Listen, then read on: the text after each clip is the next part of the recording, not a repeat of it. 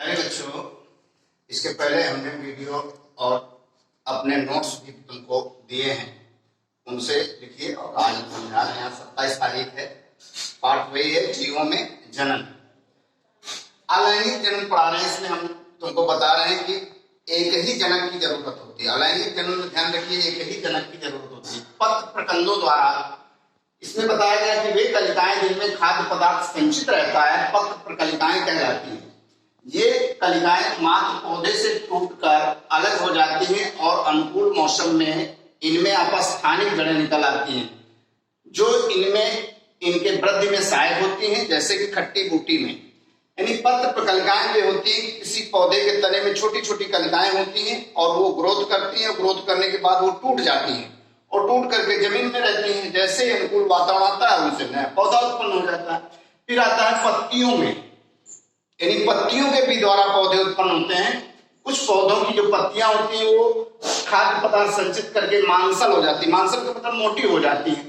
जैसे अनुकूल वातावरण आता है तो इनमें एक विशेष प्रकार की कलिकाएं विकसित हो जाती हैं। उन्हीं पत्तियों के किनारे की तरफ कलिकाएं विकसित हो जाती हैं, जिनमें अपस्थानिक कलिकाएं कहते हैं, जिन्हें अपस्थानिक कलिकाएं कहते हैं। और ये कलिकाएं पौधे से अलग होकर के नम भूमि में गिर जाती हैं।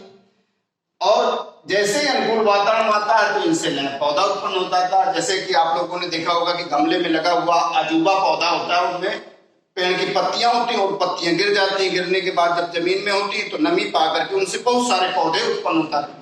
इस प्रकार से चित्र में दिखाया गया है कि ये पत्ती है, पत्ती में ये कलिकाएं हैं किनारे किनारे और इनमें अपस्थानिक जड़ें हैं और ये पौधे को उत्पन्न करती हैं।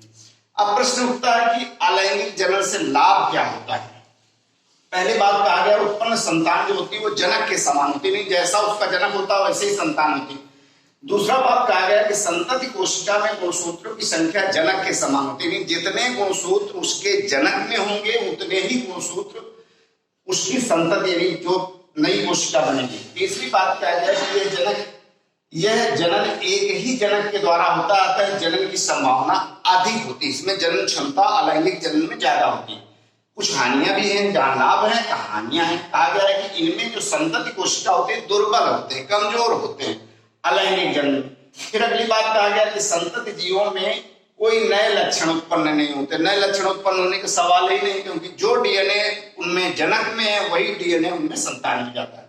फिर इसके बाद कहा गया कि कृत्रिम जनन की विधियां। कृत्रिम का मतलब होता है कि मानव के द्वारा जो कुछ किए जाए। इस प्रकार के कायिक जनन मनुष्य के द्वारा कृत्रिम विधियों से किया जाता है। तो विधियां बताई गई। पहला है कलम के द्वारा।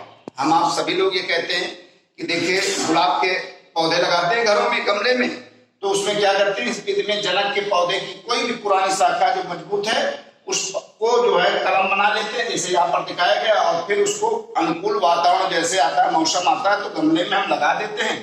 ध्यान रहे कि शाखा में पत्तियां हो, क्योंकि पत्तियां होने से उसकी उत्पत्ति जल्दी होती। पत्तियां सूर्य के प्रकाश में खाना बनाएंगी और जल्दी से पौधे का विकास हो जाएगा। फिर दूसरी बात कहा गया कि ताप लगाना। इस विधि में पौधे की कोई भी एक शाखा है, उसको हम शाखा पुरानी ऊंचे को झुका करके जमीन में दाब देते हैं।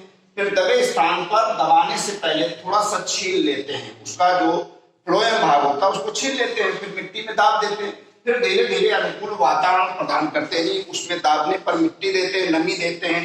शीघ्र ही उस स्थान पर कुछ उपस्थानिक जड़ें निकल आती हैं। जैसे निकल आती है तो उसके पीछे भाग से यहाँ से हम उसको काट लेते हैं और फिर उससे हम एक नया पौधा उत्पन्न कर लेते हैं। यहाँ पर ये चित्र में दिखाया गया है कि एक पौधे की शाखा, उसको हम जो है ऐसे जमीन में झुका करके दाब देते हैं, वहां पर कलिकाएं निकल आती हैं और यहाँ से हम उसको काट करके एक नए पौधे को उत्पन्न कर लेते हैं।